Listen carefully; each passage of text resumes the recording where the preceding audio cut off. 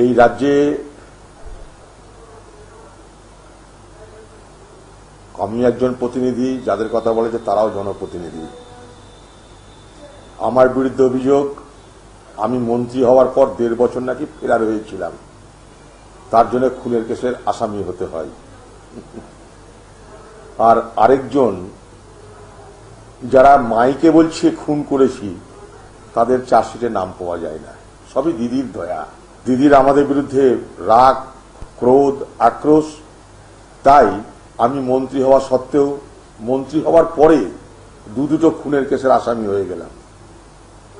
আর দিদির জয়া যেখানে বর্ষাবে সেখানে খুনিরা বুক ফুলিয়ে ঘুরবে, এবং খুনিদের বিরুদ্ধে যদি কোনো পুলিশ ব্যবস্থা নিতে যায় ভুল করে, তার উপরে শাস্তির খাড়া নেমে আসবে। এই দৃশ্য পশ্চিমবঙ্গের মানুষ দেখেছেন। এই রাজ্য ক্রমশ নৈরাজ্যের দিকে চলেছে, যেখানে আইনের শাসন নেই, যেখানে পার্টি শাসন করছে রাজ্যকে।